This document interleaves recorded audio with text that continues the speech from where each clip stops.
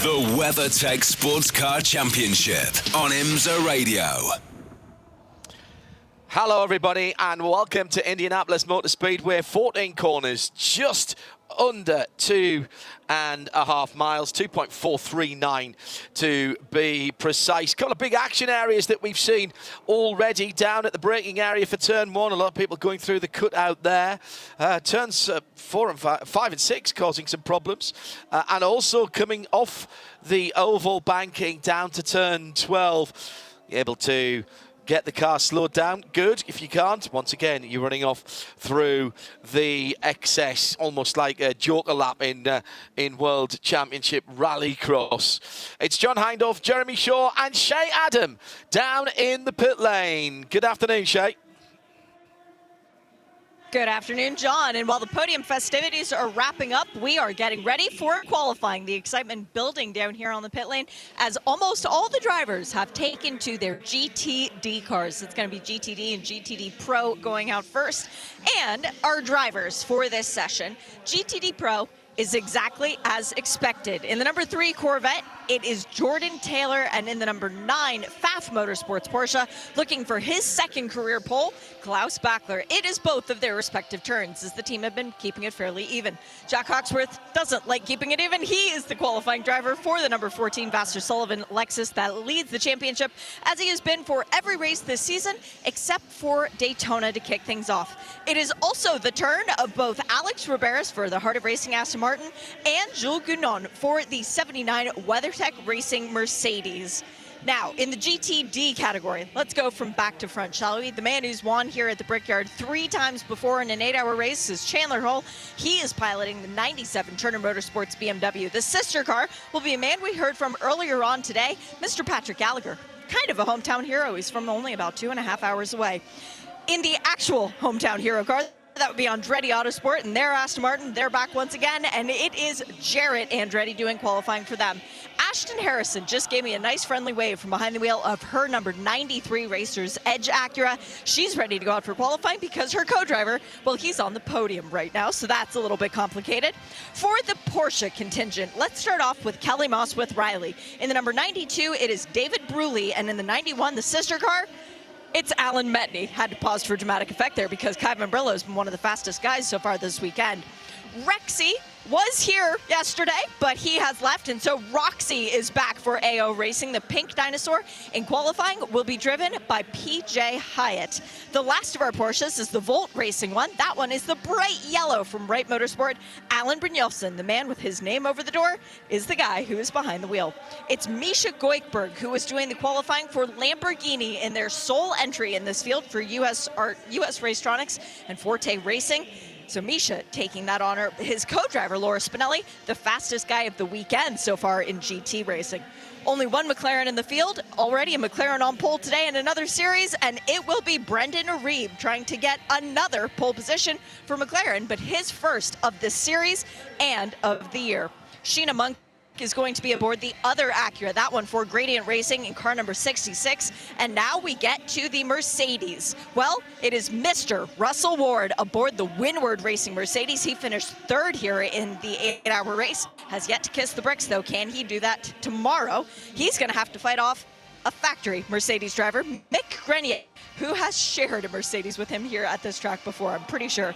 Roman DeAngelis is the man for the number 27 Heart of Racing crew, driving that car 2nd in the championship, 2nd in sprint, looking to try and claim some valuable championship points away. Anton Diaz-Pereira is making his series debut, and he is going to be qualifying for Lone Star Racing in their number 15 Mercedes. And in the other Lexus, we have Frankie Montecalvo aboard for the number 12. He shares that car with Aaron Tielitz. Finally, last but not least, our championship leaders and the guys who have accrued more points than any other cars in GTD this year in qualifying. It's once again Madison Snow looking for his 3rd consecutive pole position of the year.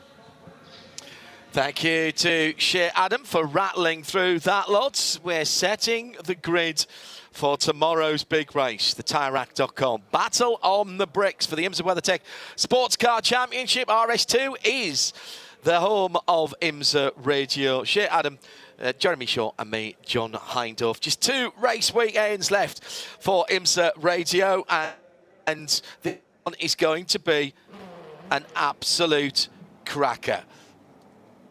Green flag is in the air, and the cars pull out onto the fast lane. Jeremy Shaw, we saw from the GTPs at least, who will be last to qualify, a simulated qualifying session, which if we get something like that will be fantastic. I said to remember this, 22 in the air, which was that's 2 degrees higher. It was about 68 Fahrenheit, and on the track 29 Celsius, which is 84, and that's a couple of degrees or 3 degrees higher as well. But that's still, Jeremy, right in the bracket for what the engine engineers and certainly the tyre engineers would say is pretty good conditions to go qualify. Good afternoon.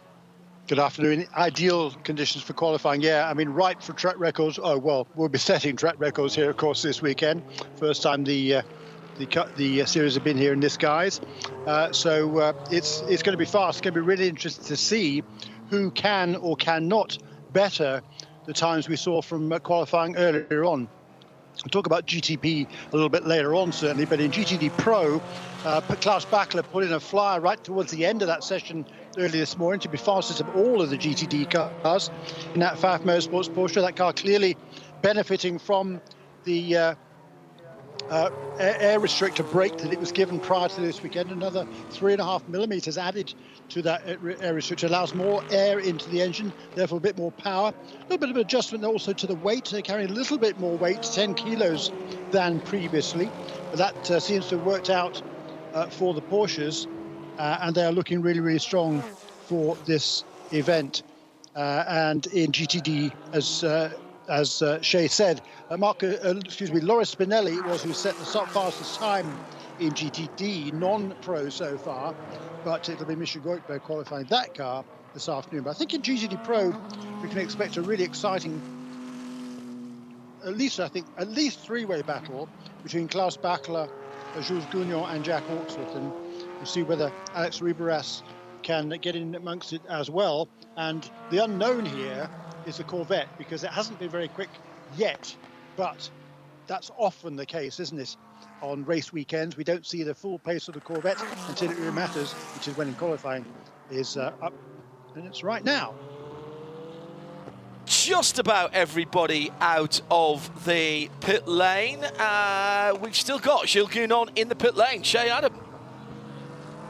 Well, he did go out, but he left in a massive gaggle of cars, John, so it was completely ineffective for what they were looking for. We've seen this from WeatherTech Racing all year. They tend to leave in the cluster, and if they can't find space on that opening lap, they come back in the pit lane, they cool everything down as to not stress the Michelins, and this is part of their tire warm-up as well. This is part of the advantage that they have discovered with this car over the course of the year. So don't read into this, don't be concerned, because the last 2 times that this has happened for this car, they've qualified on the outside of the front row. So it is a short session, only 15 minutes for all the classes other than GTP. And also, once you've gone out of the pit lane, it's down to the driver. You can't do anything to the cars, can't even bleed the air pressures. If you do that, you disqualify the car from the session. That's in everything other than GTP. We'll get to the slightly different rules on GTP when we get there. But for now, let's concentrate on what's going on the 2.439 mile circuit here on the infield at Indianapolis Motor Speedway. Slightly overcast, but qualifying conditions nigh on perfect, as Jeremy Shaw said early on. Ashton Harrison with Racers Edge Motorsport, not a full season entry. Expected to see them in the shorter races. They've done 1 or 2 extra than what we expected this year. 1:26.891. Jordan Taylor for Corvette Racing is the best of the pro cars.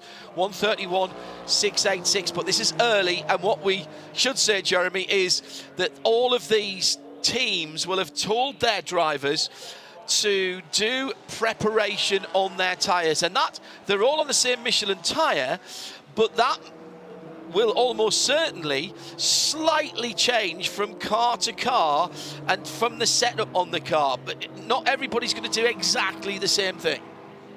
No, and what Shay Adam was just telling us from the pit lane about the the WeatherTech entry, the Mercedes, very interesting. They come in, they do a kind of a slow lap, and then come in, which won't really build a lot of temperature because there's no tyre warmers, of course, in the IMSA WeatherTech Sports Car Championship. But just do one slow lap, build a little bit of heat in, then come in, sit for a few minutes, and then go out there and get it done. And he'll probably have about, well, if he leaves now, here we go.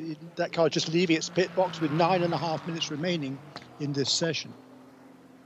Which is plenty of time for him to do probably 3 prep laps around here.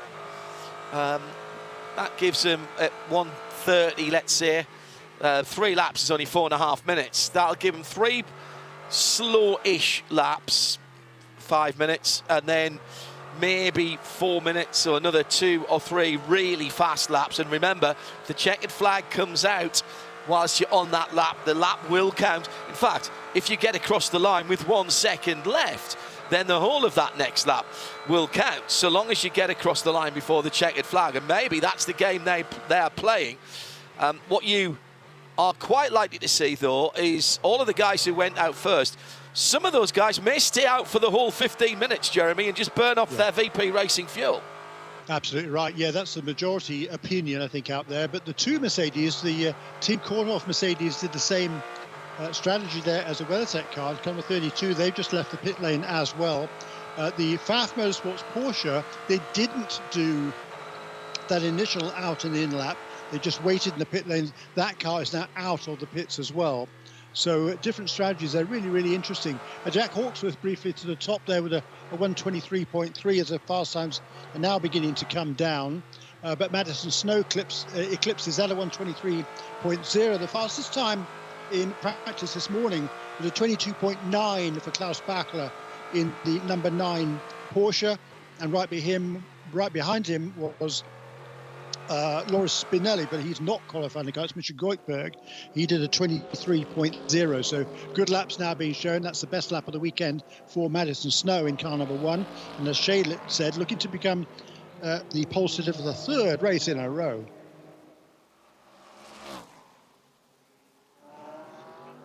Really wants the pole award at the end of the year. I was talking to Madison earlier on in the season, and it's something that he feels that he can challenge for, and certainly he is in with a very good shot of that with just 1 more round to go after this one. And he goes to the top as we are talking about him, a 1:23.0. Sorry, improved, Jeremy, yes, yeah. 1:23.075 ahead of the Pro cars.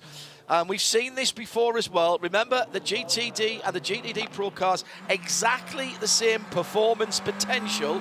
The difference is what the driver can wring out of the individual cars. So one BMW is the same as another BMW. The Vasser-Sullivan Pro car potentially has the same lap time in it as the Vasser-Sullivan GTD car. The difference will be what Jack Hawksworth in the Pro car, the number 14 car with the red number backgrounds, the red door mirrors and wing end plates, what he can wring out of it, as opposed to what Frankie Montecalvo with the green number background, the green wing mirrors and the green end plates. Also, those colours are reflected as well on the windscreen banners, the ends of the windscreen banners. Nick McMolly, number 96, coming through to the middle part of the lap. That BMW being driven at the moment by Patrick Gallagher, and sitting in 2nd in GTD for Turner Motorsport, 4th in the overall. The other thing we should again mention here, I appreciate there'll be people here this weekend because it's Indianapolis and perhaps not used to seeing IMSA WeatherTech Sports Car Championship. Although there's 2 classes here, as far as the grid's concerned, Jeremy, it's your time that counts, and it doesn't matter what the colour of your numbers are. It doesn't, and that was a stunning lap there, I think, for Madison Snow. His best lap in the practice sessions was way back, 1:23.9. So he found almost a full second. Wow. In car number 1. Yeah, wow, indeed. So really impressive. I think that's going to be hard to beat. I think certainly for the non-pro cars, I think don't think anybody's going to get anywhere near it. Patrick Gallagher in that number 96 car, the liquid moly car for Turner Motorsport. He is almost 0.6 of a second behind Madison Snow. and second in non-pro. And he has got about a couple of tenths of a second over Michel Goik. But now up into second place in non-pro goes Michael Grenier in that Team Korthoff Mercedes at a 1 minute 23.5. So even he is half a second down on Madison Snow. Jules Gounon gets ahead just of Michael Grenier. Now Klaus Bachler, as this morning, turns a quick lap. He goes to the fastest in GTD Pro at a 1 minute 23.3, but even that is more than 2/10 of a second behind Madison Snow. Bachler, of course, he was one of the last cars to get out on track during this session. Now with just over 4 minutes remaining, and he moves himself to the top of the charts in GTD Pro. This lap isn't going to be quicker. They're caught up a little bit there by behind Ashton Harrison heading through the chicane. It's going to cost them a little bit of momentum, I think. Yeah, just 4 minutes left. Bachler second, 2/10 back. Snow in the pits.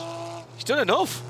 7 laps, a couple of slow laps to start with, 2, 3 quick laps, and then back in again. And look, even if he doesn't get overall pole, he's sitting pretty at over half a second. 3/10 of a second now is Michael Grenier for Team Korthoff. Actually does a 23.4 in terms of GTD. So he's doing a good job. There's an improvement for Jules Gounon as the WeatherTech Mercedes crosses the start-finish line. And he's pulled to third position, was in third, just improved, 23.2. Now, 0.065, Porsche and Pfaff Motorsport. Klaus Bachler, half a tenth away from overall pole position, already in pole position for the GTD pros. So now that Madison Snow time is under threat, but we've seen him start on the front row alongside a pro car already this season, haven't we, Jeremy? Indeed, so that's absolutely the case, yeah. And he's Klaus Bachler now has moved, as you say, to within a tenth of a second, and he's still a couple of tenths away from the time he turned this morning is the Austrian Klaus Bachler. So is there more time in that Pfaff Motorsports Porsche? Again, that's one of the different strategies that was pulled by that team. It stayed in the pit lane longer than everybody else before they ventured out for the first time. Just completed his 5th lap, and it's good enough for second position overall and first in pro by the better part of 2/10 of a second over Jules Gounon in the WeatherTech Mercedes. I misspoke there. 4th position overall is the best that Madison has done. So 2nd row overall. He's in the pits. He can do no more. Who's improving? Jordan Taylor. 123.7 last time around. 0.666 of a second over here from Madison Snow. He's going to have the devil of a job to close that gap. Sorry, I'll get my coat. Leaves him 8th on the outside of the 4th row when we come to the start tomorrow, if it was to end the way it is now. Into the pit lane. Jack Hawksworth in for Vassar Sullivan, be no better than 4th. Alex Riberas for Heart of Racing team, no better than 5th in the Aston Martin. They don't have time to get back out and around, so they're just sitting for the end of the session. Even at this point, nobody can touch the cars until the checkered flag is out and the IMSA pit officials tell them that it's okay. The pit crew cannot touch that car. They do. That is going to be all of their times disallowed. It's a very strict rule in qualifying. Oh, big slide by the Lamborghini, the number 78 black and green Arrow sponsored machine. And huge slide going onto the middle straight of the circuit.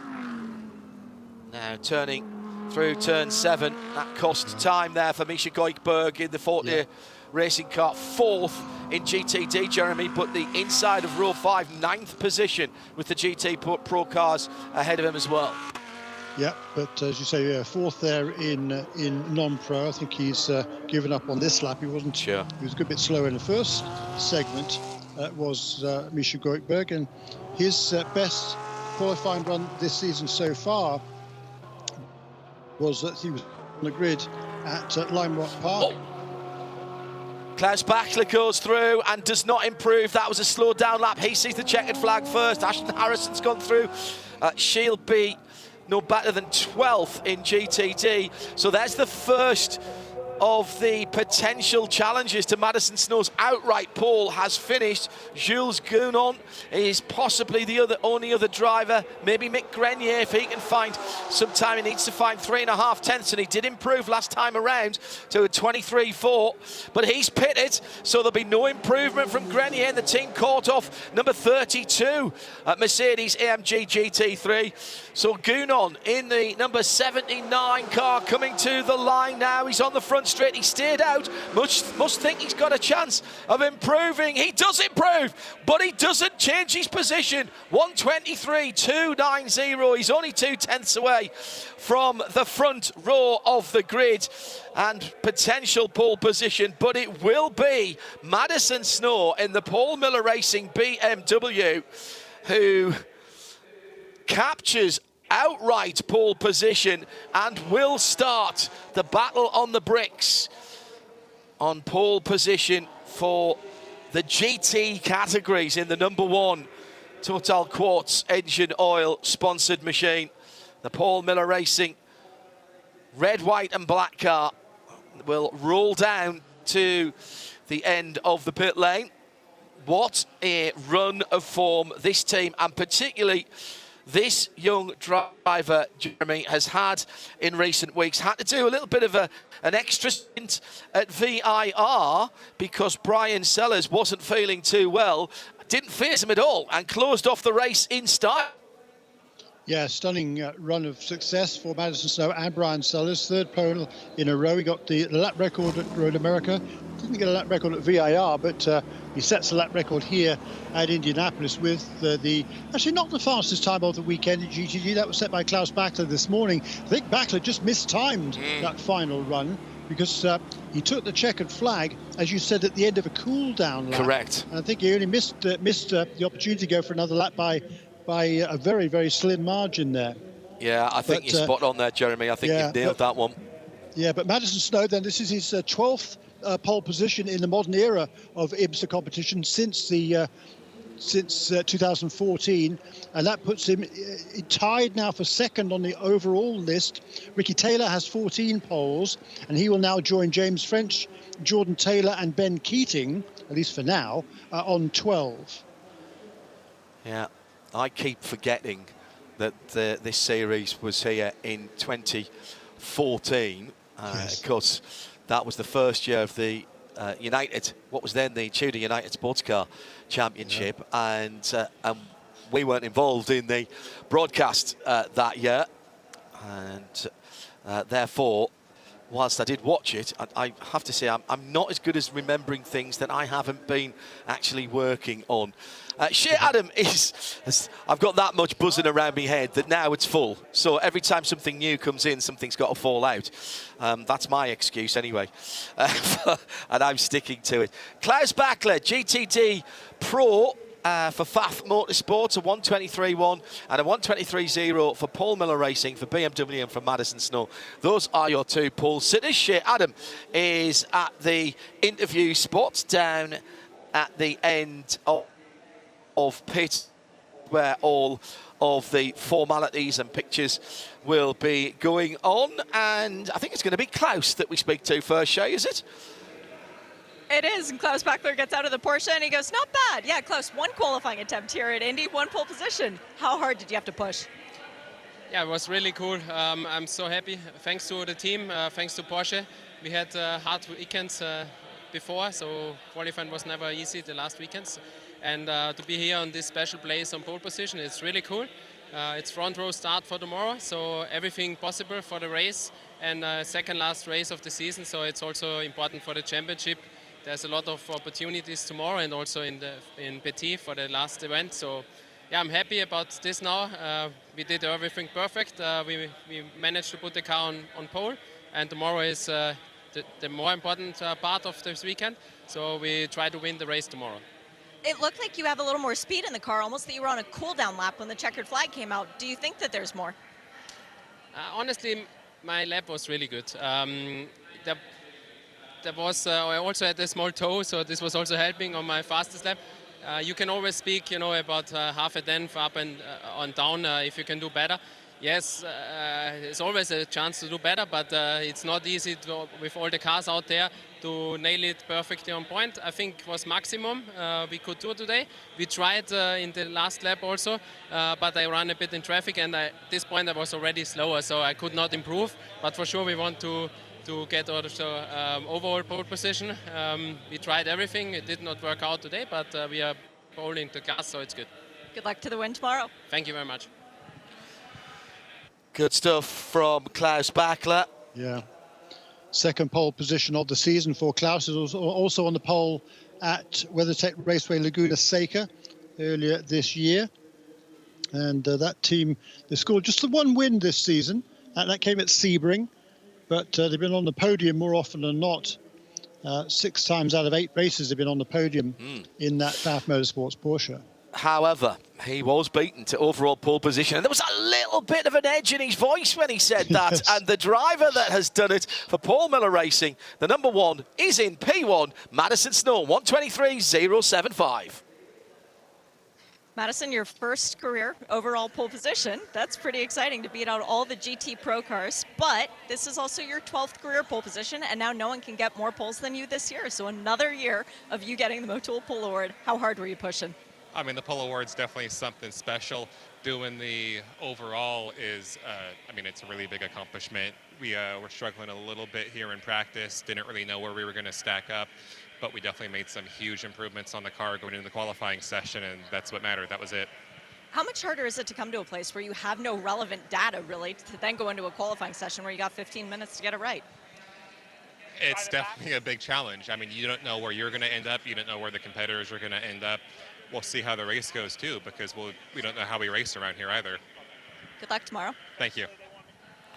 You could hear the smile in his voice. Didn't have to see his face there, Jeremy, to know that that young man is very pleased indeed. And as Shea rightly says, that is the Motul Pole Award for the season for Madison Snow. He'll be taking that at least at the Night of Champions. And I suspect that it won't be the last time, possibly even this weekend, that we'll be talking about Paul Miller Racing, Madison Snow and Brian Sellers picking up some silverware.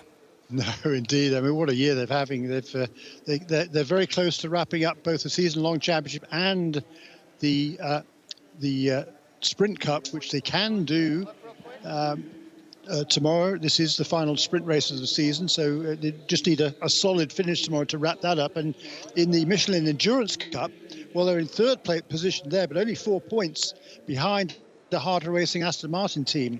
So that's to play for very much so for Paul Miller Racing going into Petit Le Mans next month.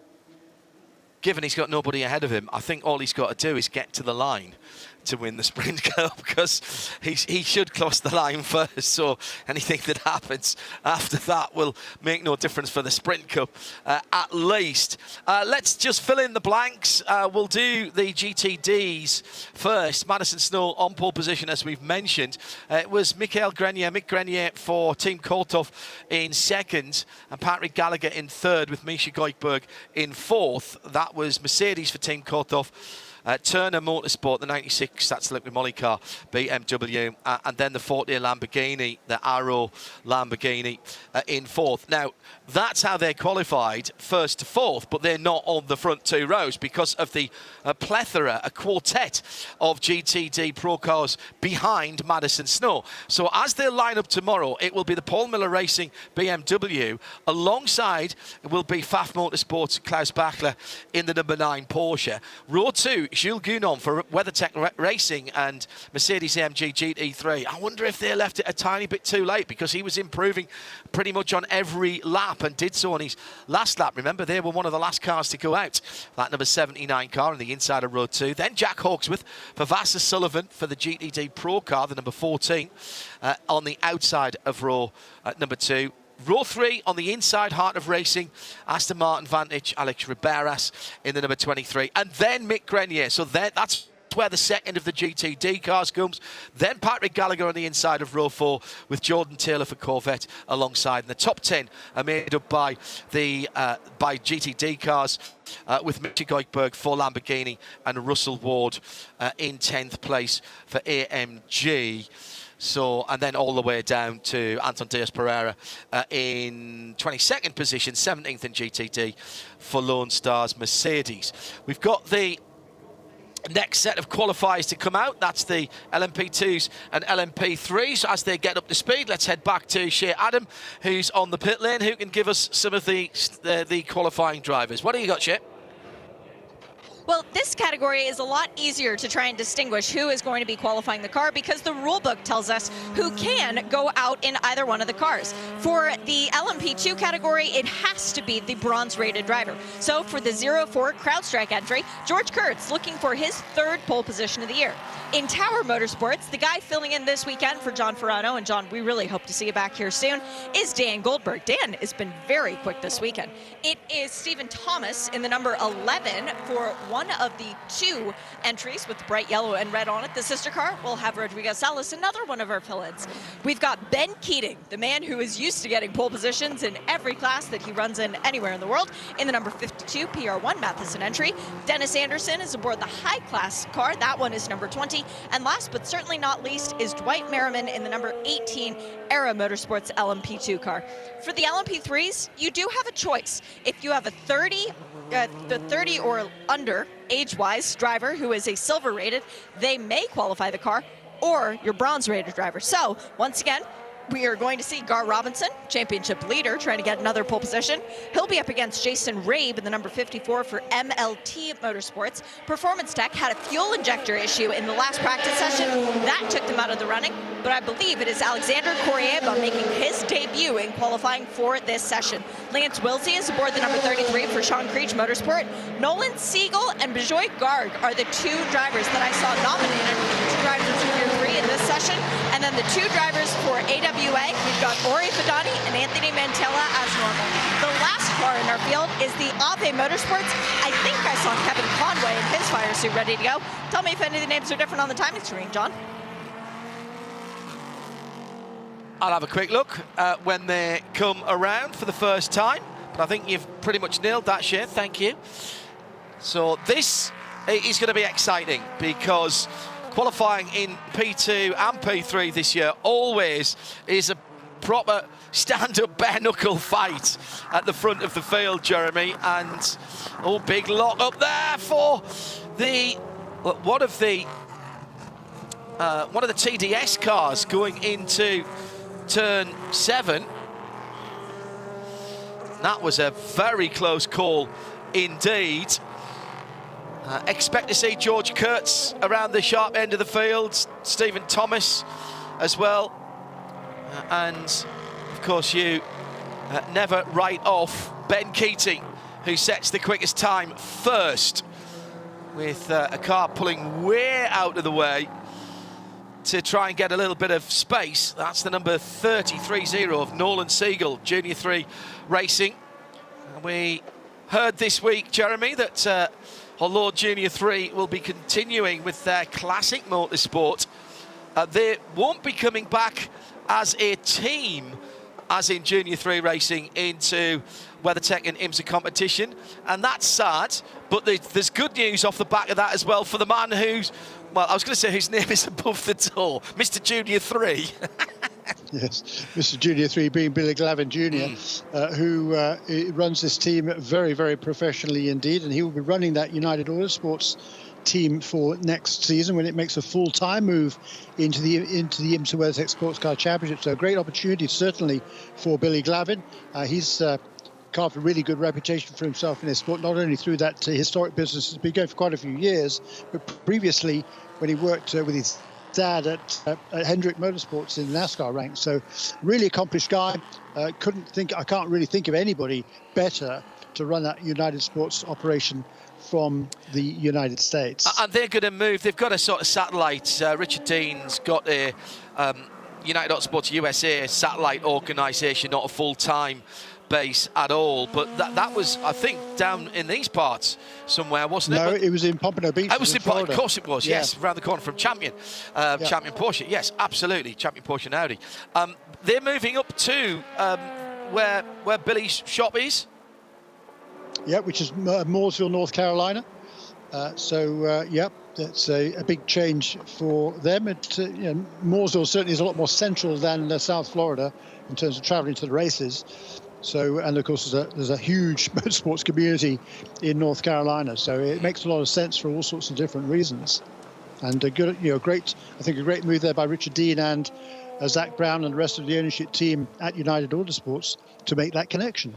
Yeah, nice little regional airport there for Richard Dean, who is a qualified pilot himself, to move in and out of. Often flies around the UK and into Europe. It's still Ben Keating, 1:18.761. He's got a second on the rest of the field at the moment. And guess what? It is George Kurtz and Stephen Thomas and Dan Goldberg in third position. Yeah. Bijoy Garg is the best of the LMP3s for Junior 3 racing at the moment. And they all improve. The second fast lap around, 1:18.3 for Ben Keating. George Kurtz, 1:18.3.002 between first and second. And so it begins, Jeremy. Yeah, brilliant. And Stephen Thomas, he won't want to be kept out of this little battle either. He's generally right there with them. He's getting himself up to speed. Dan Goldberg, though, in fourth position, LMP2 at the moment, making his debut in the faster cars. He's been a contender in LMP3 now for several years. And making the step up with Tower Motorsports this weekend, filling in for John Ferrano. John, we need to see you back in these cars as soon as you can. Still not fully mended from an incident earlier in the season. But Dan Goldberg filling into that number 8 car and doing very well. Fourth fastest, only a second behind Ben Keating at this stage.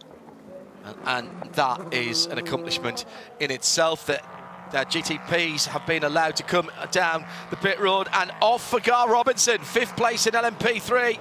Ooh.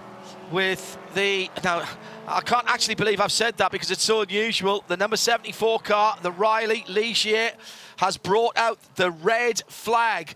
Turn 6 is the impact. And now... That chicane, isn't it, I think? Yeah. Yes, control saying impact at turn 6. Did he get... Oh, went straight on at turn 5 and 6. Yeah, lost it going into the chicane. Yeah, very interesting. It's a long way to the tyre barriers there, and he slid across the grass and bounced out. It looked like it went in mostly backwards and then bounced out. Now, there is a minimum time here, which we haven't met yet. Yeah, do we still have that minimum time?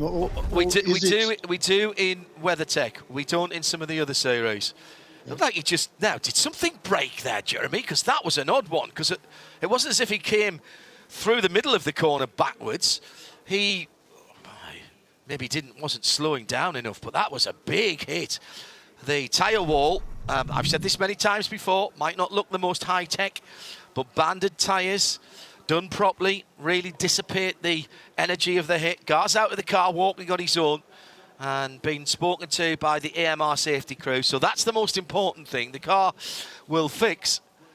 And as they get out, get that car recovered, we're already down to 6 minutes now. This is all going to be whether that car, how easily that car moves, and whether we need to put it on a flatbed. We've got the flatbed coming. The IMSA AMR Rapid Response Porsche Cayennes are on the scene, and that is how Gar will return to the pit lane. So he'll be comfy in the back of that, no doubt. He won't be happy, but he'll be comfy. No, he will not be happy. He'll be not be happy. The question for me is what caused that? Did he clip a curb and something broken? That then caused something to break, because it was a very odd looking incident out there at turns 5 and into 6, because he arrived in the middle of the corner, pointing in the right direction, and even before he got turned into the final part, the right-hander, he was already spearing off the track and heading to the tyre wall, heading to the scene of the accident, as this old saying goes, spinning round backwards. Good afternoon to you. If you've just joined us today at Indianapolis Motor Speedway, thank you very much for coming to see the TireRack.com battle on the bricks. Shea Adam, Jeremy Shaw and John Hindorf as part of our coverage this weekend, live of the action.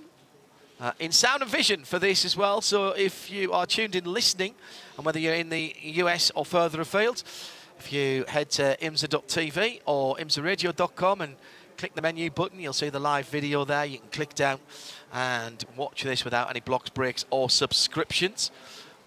One more race weekend for IMSA Radio, and that will be at Motul Petit Le Mans, second week of October. A little bit of a heads up for you, though, particularly if you're following the Porsches, which we have the first race for the Porsche Deluxe Carrera Cup North America coming up after this qualifying session.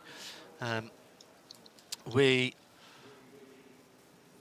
will be giving you coverage from WeatherTech Raceway Laguna Seca as part of Rennsport, which is coming up at the end of the month, last weekend of September going into the beginning of October, and that is their penultimate event of the season before they're off to COTA.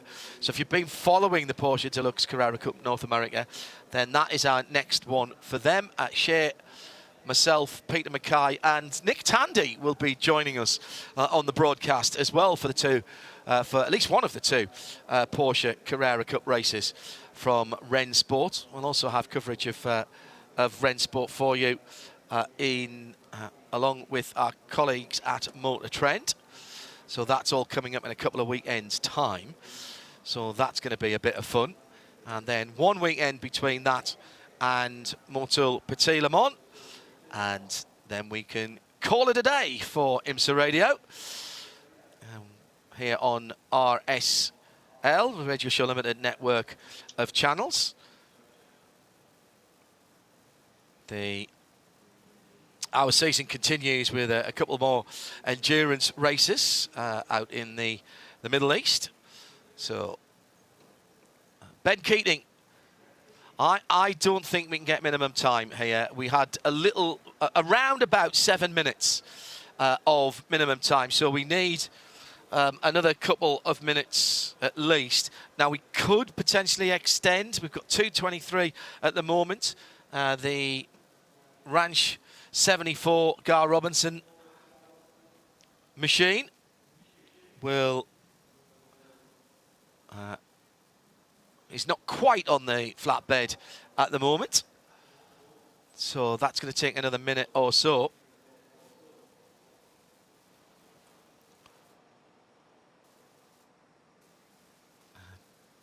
Great work again by the EMR safety crew. Who's the leader of the championship, Jeremy? If we have to go on championship positions and we don't get minimum time for these two categories? The guy who calls the red, Gar Robinson. There's been 4 championship rounds this season in LMP3. He's won all of them, so he's a healthy championship leader. Also had the pole position earned at Canadian Tire Motorsport Park. You might remember at Watkins Glen. Oh yeah. Qualifying was cancelled for the LMP3s. LMP3s. So he didn't get to qualify the car there, but he did start on the pole position by virtue of championship positions. We'll talk about. That was a really, really odd. I think there's right rear suspension damage on that car before it hits the wall.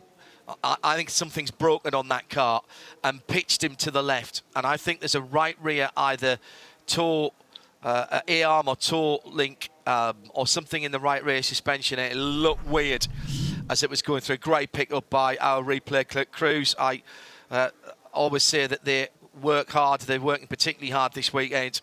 I doff my cap and say with the greatest of respect, thank you to our tape apes up in Charlotte, North Carolina. NASCAR Productions once again producing the video and doing all the technicals for us so that we can see all the way around the track and talk to you. Thanks to the Alpha Truck guys as well, who are on site, and our camera operators, of course, and also BSI, who are the technical wizards behind us being able to hear Shea and talk to Shea and her to talk to us, both on and off air. Both Ray Ray and Rachel, part of the crew this weekend. I would say our camera operators are some of the most knowledgeable motorsport people around. Always good to know that we are working with the A-team. So thank you, everybody involved in the broadcast. What a season we have had. And it's been a long one, but I think everybody will agree it's been worth it. The time has just been reset to 2 minutes and 22 seconds and counting. So this suggests to me that the session will be extended slightly. It had elapsed. It will be, I think, 1 lap and a flyer. And that should... Yeah, probably an outlap and a flyer. Yes, probably. an outlap and a flyer. Yes, Yep. yes, exactly. Yep. So, and I like this. Yeah, I like it too, John. I like Everyone's completed at least 4 laps. Correct. So they've had plenty of time to get themselves up to speed, and I think that's a great call. Assuming we get that done. Down through the years, we've seen race control with IMSA exercise great spoonfuls of common sense, and I like that. There's a little wiggle room in the regulations, and where they can and if they can, and given that this is their meeting and we've just gone green with 240, call it 250 reset on the clock. So basically it is like having a review in an NFL game, and the refs have just reset the clock to make sure that we've got the right amount of time to make this. Now, this is not great news for Gar Robinson, who crashed his car. But, there will be people, and I'm not saying whether this is right or wrong, that say, well, you've caused a red flag, you shouldn't be able to profit from it. Yeah. And absolutely. He didn't do that on purpose. No way. That, as I say, that looked to me like a failure. But there are other series who don't write off fastest laps for causing red flags, and I think that's something that is a good. So he's going to score last place light points in qualifying. Adam, before we see the first of the flying laps, how much of the additional points for qualifying made difference in the championships that we're looking at the moment, P2 in particular? Well, in LMP2, the guy who scored the most amount of points has been George Kurtz. He's gotten 98 additional points through qualifying. Wow. The guy who's gotten the least is 26 points further behind him. So it doesn't sound like a lot, but that translates to a position on the racetrack. By the end of the year, that could be 2 spots on the track. And we've seen the championship decided by less than that. Gar Robinson, meanwhile, has scored 95 points through qualifying. The next, the worst full season competitor has scored 78. So they have had a lot fewer qualifying sessions, but still a 17-point difference. And I bet Gar is going to lose about 17 points of his championship lead due to qualifying alone. Wow. So, 2 fastest laps deleted, so he's going to start from the back. Yeah, pretty handy leader. He's got 251-point lead coming into this weekend with just here and Petit Le Mans to go. So that's really not much of a concern. And he wasn't fastest in this session in any case. So I think it's a great call by race control. There's 10 minutes allotted in between this session and the GTPs. GTP cars, they're already on pit lane, so they can shorten that 10 minutes without any drama. Yeah. And so, again, once again, a great call by race control here. And we're going to have to see that the clock was extended a little bit more, by the way. So I think... it was just under 3 minutes when they rolled out. It was just under 3 minutes, indeed so. And that was perfect, because when I looked for the red flag, when the red flag came out, there was 7.5 had been completed, so it would have been 10 or 15 seconds fewer than that. The checkers are out now, so it is what you've got right now. Ben Keating goes across and improves. That's a super run for Ben, 1:17.950, and he stretches his lead over George Kurtz to 0.440 of a second. Kurtz improved as well, but not enough. Thomas goes through, he's improved. Stephen Thomas, Rodrigo Sales comes through into third, so it's the two TDS racing cars in third and fourth. Everybody improving. They've had to really go for it, but the person who's made the best of it is Ben Keating. He's going to take pole position here, Jeremy, by a handy margin. Yeah, so that moves into second place alone on the all-time points in the modern era of IMSA. This will be his 13th pole position for Ben Keating. Great run for him. Bijoy Garg in car number 29 for Junior 3 Racing didn't get out there to turn a lap, but his lap from earlier on was good enough. Tight. Because his teammate Nolan Siegel he did improve on that one lap that he had there at the end of the session in car number 30, but he's 4 tenths behind Bijoy. So it's going to be Bijoy Garg in just his second IMSA WeatherTech Sports Car Championship race that will have the pole position for tomorrow's race in LMP3. And look at the gap between the two Junior 3 Racing Ligiers and the next best, the Duquesne of Ori Fadani in the number 13, the Orlando.com car. Over a second between those two. So a second and a half between Bijoy and somebody who's not in a Junior 3 racing car. Yeah, that is impressive. And Alexander Kreiber there in the fourth position, having had problems this morning for Performance Tech Motorsports. He bounces back nicely to get himself fourth position on the grid in car number 38. Well, that was interesting. Great stuff by Race Control to give us actual competition, and Ben Keating rises. We've seen George Kurtz, though, being able to do that. Remember, he only had one lap last time out, I think it was, and he managed to parlay that into a super quick lap, so he can do it. He had a couple of laps disqualified, didn't he? And he had to come back and do one run. He only had one lap to do it, and he managed to capture a pole position, but 4 tenths of a second for Ben Keating, and the Texas Tornado rolls on. Oh yeah, I know. Great lap. Great lap. Well, 1:17.9. John, his best lap through the practice session was 1:19.6. So that lap that he just turned right now has only been bettered by the pro drivers in LMP2. Interestingly, actually, after the two practice sessions, Dan Goldberg had the fastest time in LMP2 at a 1:18.5, which is a pretty stout effort. Didn't quite manage to match that into qualifying with that truncated session. Let's head down to our LMP3 pole sitter for Junior 3 Racing. They've locked out the front row. Here's Bijoy Garg. First ever pole position in this championship. I'm sure it's going to be the first of many. You said you picked up a lot between practice and qualifying. Is it just having the pressure of having to go fast in a 15-minute window? Sort of the opposite, actually. I was after practice, you know, we had that speed, and it allowed me to just be more relaxed and deliver the lap, and I think that was really helpful.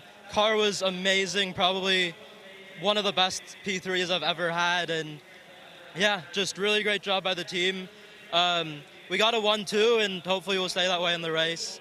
Good luck tomorrow in the race. Thank you. Now, I know that I called Ben Keating and the Texas Tornado. I know that is Colin Edwards. I've commentated on him when he was racing motorcycles. Brands Hatch, I think it was, many years ago when we were doing the commentating for that. But it seems like it is appropriate, Shea Adam, because he has been vacuuming up pole positions and points this season, and he's on pole position for LMP2 tomorrow. Yeah, and the most important thing is getting that clean start tomorrow, but also the 35 bonus points for the pole. Ben, I know that you're smiling thinking about that, but coming off a race win at Road America, now racing at Indy, best place to start is where you got it. Yeah, it's the team did such an amazing job. We've been all over the place kind of exploring how to get the most out of this car at this track. And we've been right some of the times, and we've been wrong some of the time, but we've learned a lot regardless. And I'm really happy with the car we had for qualifying today. Really got a lot of help from going over data and video with Paul Loop. and the team gave me a great car. I didn't want the red flag, but it worked out. It worked out well. Yeah. Well, yeah, I mean, you switched your tires on better than anyone else to be able to pull out that lap time in that final lap. What is it that you figured out that you've unlocked about this LMP2? That's secret. We can't reveal all of our secrets here. Well, Ben, good luck tomorrow on the race. Thank you. Well, it's a very good point that Shea made there. He really did fire up those Michelin tyres. George Kurtz was knocking on the door. Green flag for the battle on the bricks for tomorrow. Hello to Colby Payne, who's on the way to Bristol for the NASCAR this weekend. Oh, NASCAR at Bristol. I've forgotten about that this weekend. Got to find some time to watch that as well. Travel safely, Colby, and enjoy the weekend, but enjoying listening to us here as well for the TireRack.com Battle on the Brick. Shea Adam, GTPs, 10 of them. Who's doing the qualifying? You mean to say you didn't watch Jamie Howe doing the truck race on Thursday night underneath the lights? It was awesome to cheer on another one of our sisters from the Radio Show Limited family. All right, qualifying here. The money man. It is GTP time for the 01 Cadillac of Chip Ganassi Racing. It has been Sebastian Bourdais for every single qualifying session this year. Why change it now? The guy who has started more Indy 500s than anyone else in the field this weekend is going out to try and get a pole position. Timon Vanderhelm is going to be piloting the other bright yellow car. That one is the JDC Miller Porsche. It's been Mike Rockenfeller for the last 3, so why not mix it up and give Timon an opportunity? I'll save the Porsches for a minute because that's a little bit intriguing. Let's go to the Acuras. Well, it's Ricky Taylor's turn to qualify, and indeed, they have let him strap behind the wheel of the number 10. For the 60 Meyer-Shank Racing Acura, they have some great memories, do they, at this track? And it's their 350th sports car start, so why not give the opportunity to Tom Blomqvist since it is his turn. For Porsche, no, let's do BMW next. We've got Nick Yellowly aboard the number 25 BMW with his bright yellow helmet. And then it is Philip Eng in the 24. I thought it was going to be Augusto Farfus because it's his turn, but maybe they've negotiated and swapped over for Petit. Okay, Cadillac number 31, Pippo Durrani. As always, as he goes flying by me, that brought it straight up in my memory. Pippo has been the guy to start and finish a lot of these races. We'll see if they do the same in tomorrow's. Now we'll move into Porsche. We've got 4 of them. So I've already told you about the 5. The 59, that's the Proton competition car. Jimmy Bruni has been amazingly fast in that car in his qualifying sims. He's getting a tow from Timon Vanderhelm, and he is looking to try and get a pole position, sneak one away. But for the people with their names on the Speedway, their names on the race team, Porsche, Penske, Motorsport, they've been fastest in both of the practice sessions. Earlier on, we saw a great battle between Matthew Campbell and Matthew Jaminet. The two that won the GTD Pro Championship together are going out on track together in the 2 separate cars. And the last time one of them got a pole, the other started second. So let's see if maybe they can make history, repeat themselves in the captain's front yard. They were the 2 fastest cars in the final free practice session. All right, changes here. First of all, we've got an extra 5 minutes. So this was a 20-minute session when it started. We've had 3 minutes already of that. Secondly, you are allowed to change tyres in this session. And you can do it either starting with a used set and go on to new sets, or you can start on a new set, scrub them in and come back for another new set. And I'm seeing, Shea Adam, some very shiny new Michelins going onto cars up and down the pit lane. Lucky drivers, aren't they? Yes, so the tire allocation was wide open the last time we raced at Road America. You were allowed 6 sets for the weekend, I think it was. Now coming into Indy, they have changed that once again and altered it. 3 sets of tires starting now, well, when the green flag flew about 5 minutes ago. That's all you get for qualifying and the race. So all of these cars coming in and scrubbing, like we've just seen from the 10 Konica Minolta Acura, like I'm seeing now from the Whelen Engineering Cadillac.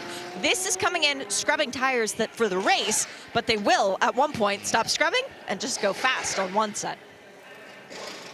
Very interesting tactics here. Thank you, Shea. She had him down in the pit lane.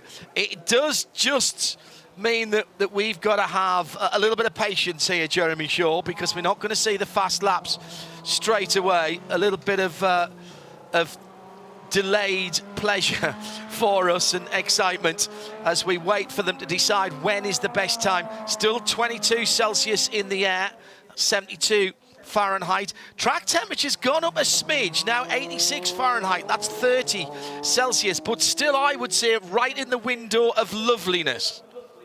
Indeed, so yeah, it doesn't play to my strengths, that the patience side of things. I much prefer the 15 minutes, get out there and go for it. But it's different, and it's. I mean, look, we've already had one qualifying session today. It seems like in the final 15 minutes of the practice session this morning was absolutely fantastic. So, if we've got 15 minutes to go now, we've done some tyre scrubbing. There'll be a bit more to go, but I think the final 10 minutes or so should be. If it's half as exciting this morning, we're in for a treat.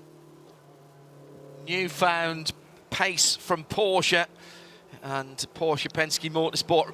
Porsche Penske Motorsport, remember, running dual programs, one here in IMSA, one in the FIA World Endurance Championship, two completely separate teams with a outpost for Porsche Penske Motorsport close to Porsche Motorsport over in Germany, within I think 20 odd kilometres from Weissach, which is where Porsche Motorsport are based. Obviously there's going to be some back and forth in terms of data, and lots of testing been going on, and a spin, oh heavens, a spin early on for the Konica Minolta Acura, and off the circuit as well for the number 10 of Ricky Taylor. And he's going to have to negotiate his way back onto the circuit, go around some of the parts of the track that are blocked off. He's down at turn 1, and he didn't just miss turn 1, he looped it, and he's locked up the Michelins. Now, has he flat spotted those precious Michelin, of which, as Shea Adam was saying, there are only 3 brand new sets from now until the end of the race. It's the classic turn 1 incident that we've seen. Right up tight to the left-hand wall, turns in, and the back end's just going to go away. Oh, no, it's not. He got much further round than I anticipated. He was round at turn 2 before he lost the back end. So that was on the throttle application, Jeremy, that he started to go right from the middle of the circuit. I would say he was not really leaning on that, but that car went around anyway. Just not enough heat in the rear Michelins, do we think?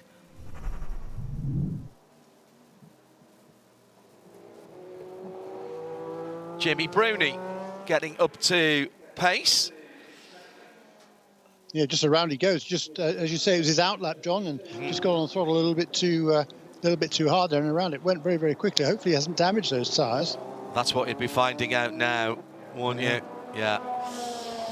Hasn't yet turned a representative lap. In fact, the only two GTP cars who've set any sort of a lap are Jimmy Bruni and Tymon van der Helm in the 2 privateer Porsches, and they're not yet up to the pace of the LMP2 cars that have already completed their session.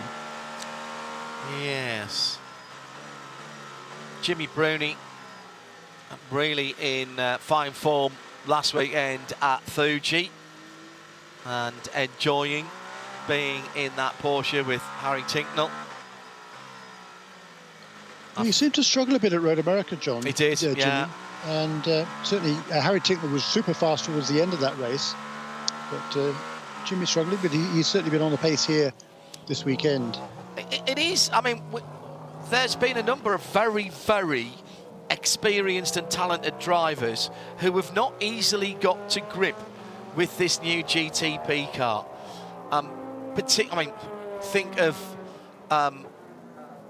Think of everyone who's been struggling with the brake balance and the brake-by-wire systems. In particular, I think of a couple of the Cadillac drivers, actually. It's taken them time. Now, obviously, Proton have had less time than anybody else because they're the people who've got their car latest in the season. I'm sure that Jimmy will get his head around it. He certainly, looked a little more confident at Fuji, although they weren't different car, remember, it wasn't this chassis, but they weren't 100% reliable either at Fuji. should mention as well, we had another lost wheel from a Cadillac at Fuji, so that's at least 2 that we've had this year. It was the left front that went astray, coming down towards the turn 12 area down the hill. Little off-track excursion for Matt Campbell as he goes grass cutting. Mr. Penske will not like that. That's all been done very nicely. All the green spaces here being looked after by the greenkeepers of the golf course, which is on site here. Matt Campbell continues. Jimmy Bruni turns his best lap of the day so far, 1 minute 14.620 for the Italian. That's precisely 1/10 of a second quicker than his best lap this morning, which was good enough for 7th overall on the practice time sheets. People coming into their 4th and 5th lap. That was the end of Jimmy's 5th lap. Everyone else, well, Mathieu Jaminet, who's in 2nd, is only on his 4th now. So still a couple of seconds and more to find there. We always say 4, possibly 5 laps before you really get confidence in these tyres in a qualifying scenario. And that was just a little left front lock up a couple of moments ago from Matt Campbell. And that just put him on the grass. They really are, if you think they're not trying because they're not going quickly at the moment, they are struggling with tyres that aren't giving them optimum grip. No tyre warmers, as Jeremy said earlier on in the broadcast, and getting the tyres up to temp without taking too much out of them is an absolute art. And Jimmy Bruni seems to have got it right at the moment, down to a 14.306 now. Tymon van der Helm in the JDC, the second of the customer Porsches, in 2nd place, a second away. Then another second further back, Mathieu Jaminet, the Frenchman, in the number 6 Porsche. 3.963s at the top at the moment, but time still to come. And there's the BMW through. Philip Eng goes to the top for a moment, because through goes the recovering Matt Campbell with a 13.8 and the first driver into the 13s. Great lap there for Matt Campbell. That is 0.2 of a second quicker than he managed this morning in that number 7 car. Jimmy Bruni also went a couple of tenths quicker than he managed on that last lap. It's now going for 4th position on the grid as we stand at the moment, but still 8 minutes remaining in the session, so a lot can change. But a good lap there from Bruni, 1 minute 14.3. Tymon van der Helm on that last lap for him, that matched his best from earlier in the day as well. 0.4 of a second between 1st and 2nd, just 3/1000ths of a second between 2nd and 3rd. 3 milliseconds between Tom Blomqvist and Jimmy Bruni. Getting very, very tight indeed. 35 thousandths, I should have said, between Eng and Blomqvist. Now, who's just popped up there? We've got Porsche Penske Motorsports 1st and 2nd now. Campbell from Jaminet, 0.2 of a second between them, and Campbell goes quicker again and doubles that margin to almost half a second, 0.418 of a second. Then it's 0.1 of a second back to Philippe Eng, the first of the non-Porsches. Then Acura with Tom Blomqvist for the number 60 Acura, another 10th or so behind. Then that 0.003 gap to Jimmy Bruni, now in 5th position. Porsche, BMW, Acura, Porsche and Cadillac have come to play, as well as Matt Campbell goes quicker again, a 13.6, taking him out to 4/10 of a second from Jaminet and Ricky Taylor in 3rd for Acura. 0.4 of a second between them, half a second to Philip Eng in 4th position. It's starting to heat up with 6.5 to go. Another 1/10 of a second behind Philip Eng in 5th position is Tom Blomqvist, who's just done a slower lap. He improved last time around. It was 0.3 quicker than his best lap this morning. Acuras don't seem to be quite on the pace of the Porsches here at Indianapolis, but still got 6 minutes remaining in the session, so plenty of time yet to get some quick laps in. But it's Ricky Taylor, the best non-Porsche at the moment, just from Philip Eng, who does improve again on this last lap, but doesn't improve his position. 1:14.170 for number 24 BMW against a 1:14.114 for Ricky Taylor in number 10 Acura. And at the moment, Matt Campbell in the number 7 Porsche Penske Motorsport 963, the only driver in the 73-second mark. And there's another improvement for Tom Blomqvist. What a great lap. He goes onto the front row provisionally with a 14.0, and he has a 0.035 advantage over Matthew Jaminet, who has a 0.024 advantage over Ricky Taylor. So second, third and fourth, not even, we're just on half a tenth between them. That is so tight, but what a lap from Campbell. Still nearly 4 tenths ahead of the field. Yeah, that is impressive. And who's last at the moment in the GTP field? Sebastian Bourdais, but he is on a good lap now. He's a personal best in first 2 sectors, coming through turn 12 now. Looks pretty tidy line out of there. Just 2 corners to go, and then run to the checkered flag for the Frenchman. And right now, ahead of him is Tymon van der Helm in number 5, JDC Miller Motorsports Porsche. And well, let's see, wait till Bourdais comes across the line. He improves up to 7th position, 14.302. All 10 cars now have gone faster than the fastest time at the test here at the end of July. That was a 14.655 for the BMW of Conor Di Filippi. All 10 cars faster than that now. Quickest of all, 113.6. Is still Maddie Campbell. And we have reached the minimum qualifying time, so whatever happens now, this is a live session. I'm indebted to Anthony Florio. Hello Anthony, hope you are fit and well. He's tweeted at IMSA Radio. Just for comparison, and I know this is nothing, I'm not saying better, worse or anything, this is for comparison, and this is why Anthony's brought it to our note. Indy cars in qualifying, in the last visit during qualifying, high 109s, low 110s. So GTPs into the 13s in their first visit here. I think that's impressive. Very different car, much heavier than an Indy car, quite a lot less horsepower as well, and a lot less downforce as well here, and probably a lot less tyre as well here.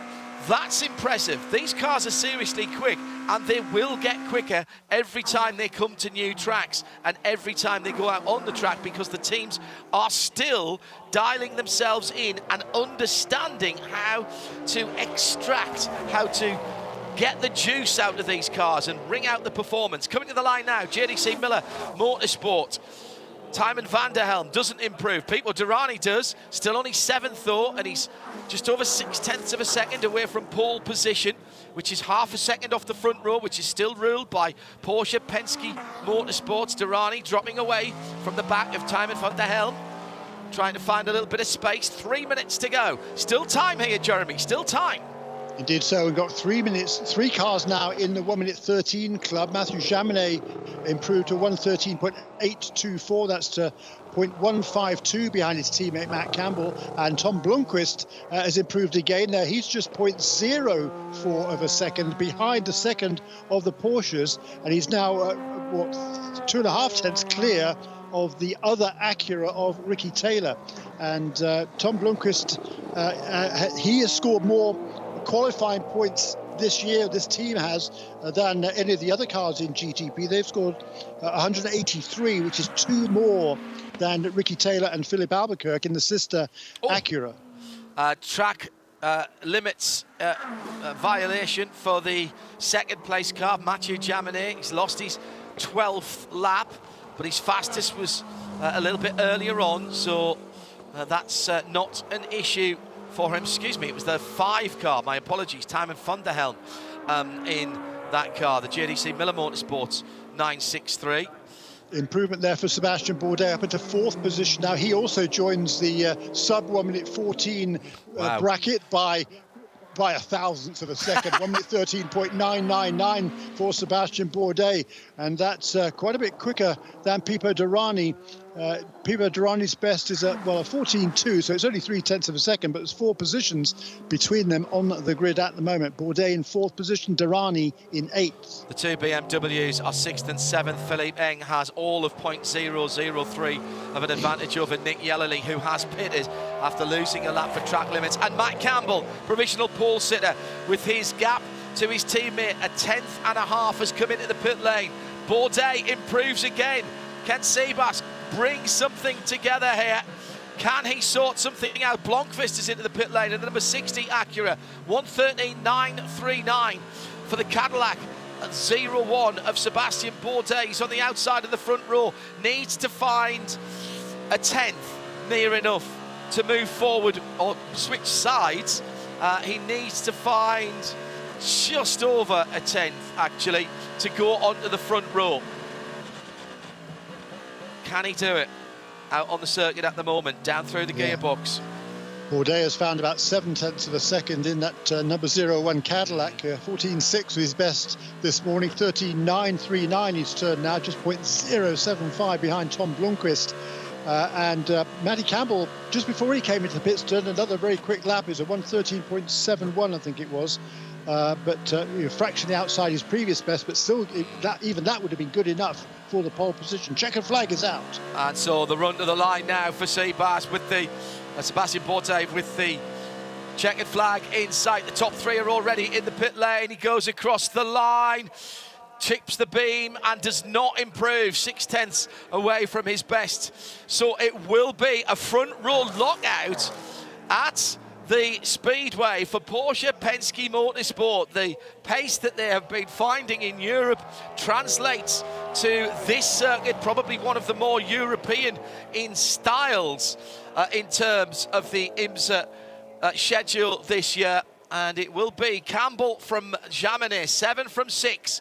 The two works Porsche 963s. On the inside of row 2, Tom Blomqvist, Acura ARX 06. Then it's going to be the 01 for Cadillac.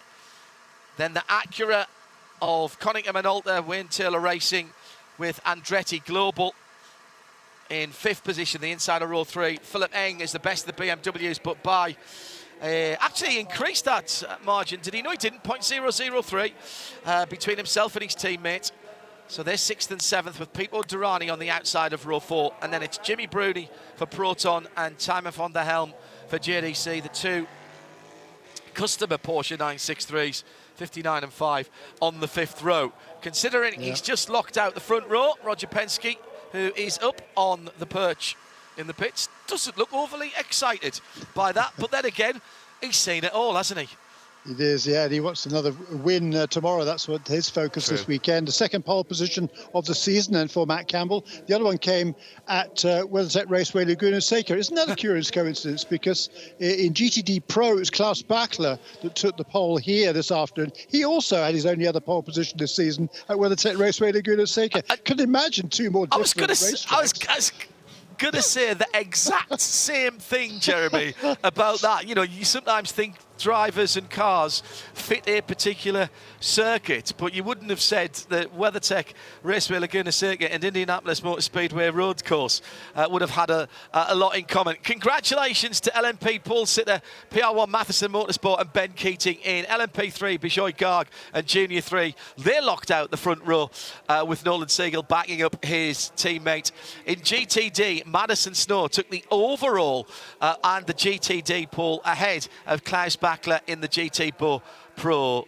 And that is, those are the other pole sitters. We'll have a word with Matt Campbell as soon as he has got off his racing gear. What a turnaround for Porsche Penske Motorsport in the last few months, certainly since Le Mans, Jeremy. They've worked really hard in Europe, and that seemingly has paid off, not just with their pace in the FIA WEC, but also here in the WeatherTech Sports Car Championship. Yeah, it is, and they've certainly been making good strides here. I mean, it doesn't seem to be much to choose between any of the cars here in GTP, but that was a very impressive day for Porsche Penske Motorsports, because they were first and second in this morning's practice, first and second again in qualifying, and Matty Campbell, his two best laps, as was the case this morning, would have been good enough for the pole position. Very good. Cars looking absolutely spectacular, as we thought they would, live in sound and vision. With no subscription required. We'll do the same for qualifying at Motul Petit Le Mans when we get into October. So make sure you join us for that, whether you're here in the States or further afield. Still to come today, plenty of action with Porsche to come. The Porsche Deluxe Carrera Cup North America, and of course the Michelin Pilot Challenge for the IMS 240. Shea Adam has our pole sitter for the Tyrac.com Battle on the Bricks. Matt, second overall pole, your third time starting on pole. How excited are you to get this done in the captain's backyard? Yeah, really excited. I mean, obviously there's a lot of emphasis on us coming here this weekend to perform well, and luckily we have all through practice and now qualifying. So obviously we've still got a race to come tomorrow, and that'll be really, really tough. You know, really come down to track position and also strategy. We're 48 cars on track, small track. It's going to be very busy and hectic, and really we just got to stay out of trouble and have a clean race and see where we end up. But super happy to be able to get another pole, especially at the boss's home. So really, really good start to the weekend. You're coming off the win in the last race. Where's the performance change come in the second half of the season? Yeah, I think, we've always had some really good performances in Car 7, but unfortunately we've just never been able to put the weekends together. And now as a group, I think we're working really, really well together with everyone on the pit stand and behind the wall. And now the weekends are just becoming a lot easier and more consistent. I think that's a really big key. We're putting together the whole weekend a lot better. So the speed's always been there, and now we're just maximising it, let's say. You just used the one set during qualifying, didn't you? Tires. Yeah, correct. I mean, we had pretty good confidence. I did my quali shot there in practice too late. And I was pretty happy with where the car was. So I knew what I needed to do. It was just more of a question about the weather, how much it was going to be different to practice too. But luckily it was pretty close, and I knew what to do at hand. So luckily it paid off. Congrats on today. Good luck tomorrow. Thank you so much. Cheers. Wow, that is very impressive indeed from the two Porsche Penske Motorsport cars, separated by just a tenth and a half, and they'll lead the field round to the green tomorrow afternoon. We'll have it for you live on RS2 IMSA Radio, part of the Radio Show Limited network of channels, and on the world feed as well if you're outside the US. Congratulations to all of our pole sitters. Thanks to Shadam and to Jeremy Shaw. Don't go too far away. We've got more action coming this afternoon and into the darkness here at Indianapolis Motor Speedway, and it's all live here on IMSA Radio and IMSA TV. This program is a Radio Show Limited production. For more, check imsaradio.com and subscribe to IMSA Radio wherever you get your podcasts.